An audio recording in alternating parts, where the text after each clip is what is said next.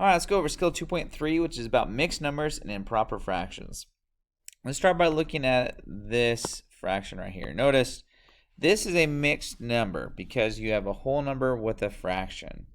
So that would be referring, when we refer to a mixed number, this is what we're referring to. An example of a fraction that is not mixed would be this one here, the 8 over 3. That is improper, or in other words, a fraction larger than 1, because, like you'll see in a little bit, you have 8 shaded pieces, but the sizes are out of 3. So you're going to have more than just a full piece. So the idea is we want to look at how do we go from a mixed number to improper fractions and improper fractions to mixed numbers. So to do that, let's take a look at this. So here's an example of me showing you what 1 1/4 looks like. So I already have these pieces already sliced up. They're sliced up into fourths because that is the size of the fraction. So in this 1 full piece, notice I have 1 full piece represented, so I will fill all that in. So notice there's 4 1/4, and then I also need 1/4 here. So if I'm looking at this correctly, how many 1/4 pieces are there? Well, there's 1, 2, 3, 4, 5. Or in other words, I can say 5/4. That's what the question is asking. How many fourths are there? Now, we could just write 5 for this question, but really another way of writing it would be 5/4. Or in other words, 5 over 4. That would be our answer. Okay, let's look at another one. So this 2 2/3. Notice the boxes are sliced into the thirds already. I need 2 full pieces, so if I shade in 2 full pieces, I have 2 full pieces, and then I need 2/3. So here's 2/3. So now the question is, how many thirds does the picture show? Well, if I'm looking at it correctly, that's 1, 2, 3. I have 3 in there. 4, 5, 6, 7, 8. So I have 8 thirds, or in other words, 8 over 3. And that is my improper fraction. So notice we can see the picture shows our improper fraction really well, but now how do we do this without the picture? And this is where I want you to focus with me on this little technique. You probably have seen it before in class, but in case you haven't, let's do it right here. So the technique is to do this. You take the whole value, and what you're going to do is you're going to multiply the denominator by that value. And the reason for it is because I'm going to have 1 full piece that has 4 in it. And if you look at the visual representation, there it is. You have 1 full piece in there, and there's 4 slices. So you have 4 there. There's your 4. Or in other words, you have your one group of 4. Right there. Then what's going to happen is you're going to add, not multiply, you're going to add the amount with 1. So notice you have one group of 4, which gives you 4. Then you're going to add that one piece here. That's what this one means. So in reality, we have one group of 4 plus 1/4. Or in other words, you have 4 1/4 pieces plus a fourth. Or in other words, you have 5. 1, 2, 3, 4, 5. So there's your 5/4. Let's do the other one really quick. So to show you, I'm going to take the whole number and multiply by the denominator. So that's 2 times 3, which gives me 6. Then I'll add the 2, and that gives me 8. That's why it's 8/3. Well, why can we do that? Because you have your 2 full groups, and there's a third in each. Notice you have 1 group, 2 groups. 2 groups of 3 is 6, which is why in that picture you see 6 of those, right? Then I would add the 2/3, because there's your other 2. So 6 plus 2 gives you 8, and there's your 8/3. So let's do these 2 problems right here on the right, just to kind of help you see this pattern really quickly.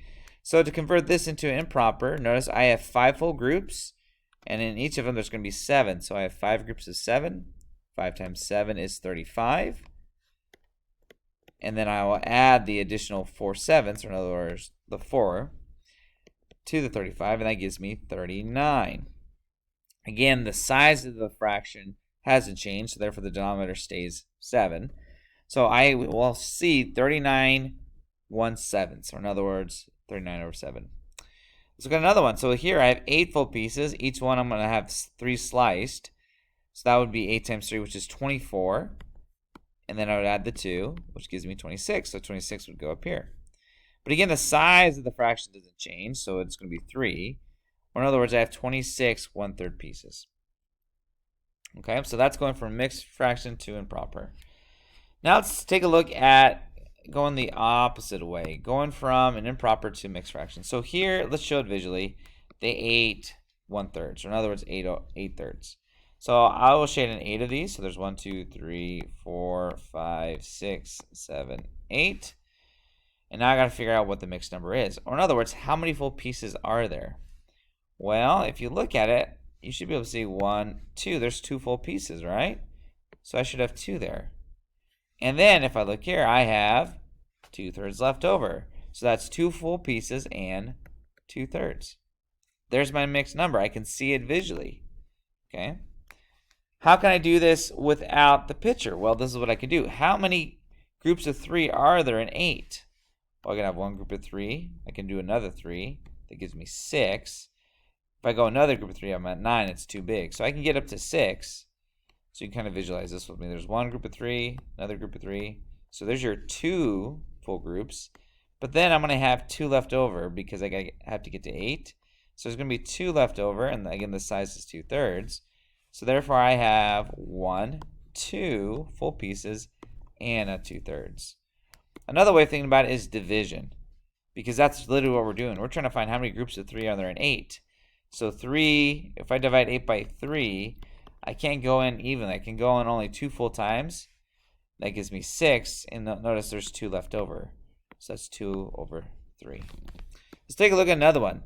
So if I want to write this as a mixed fraction, notice how many groups of 6 are there in 25?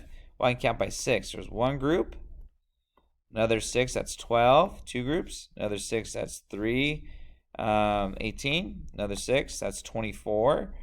So I'm at 24 right now. So that means if I'm at 24, I have 1 left over.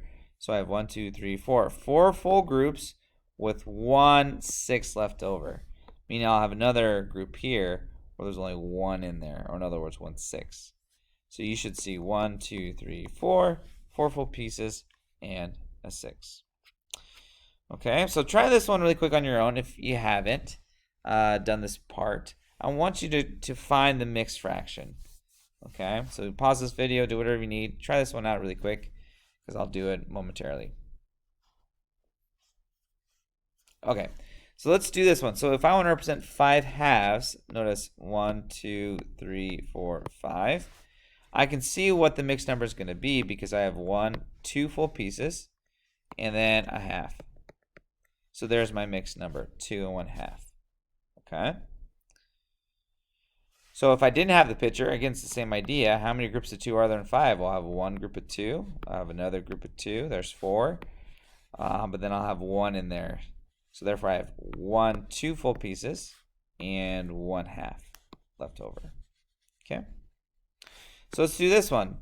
You start it. You pause the video, try it out, and then I'll do it. Okay. Assuming you're ready to go. So let's find how many groups of 7 are there in 18. Again, it's just division, but if this helps you visually, go for it. So I'll have one group of 7. I'll have another group of 7. That's 14. If I go another one, 14 and 18, oh, it's too big. So I'm going to have 4 left over. Or in other words, I have one group, 2 groups. I have 2 full groups, and I have 4 out of 7 left over. And there's your mixed fraction. And there you have it. So in summary, to go from improper fractions to mixed fractions, you're grouping, you're dividing. To go from mixed fraction to improper, notice we're multiplying because you're trying to find out, okay, how many groups do I have? I have one full group. Multiply by the denominator and then add 1. And that's it. Okay? So hopefully you're seeing how to go back and forth between the two. And if not, let's chat in class and let's get you caught up. And thanks for watching.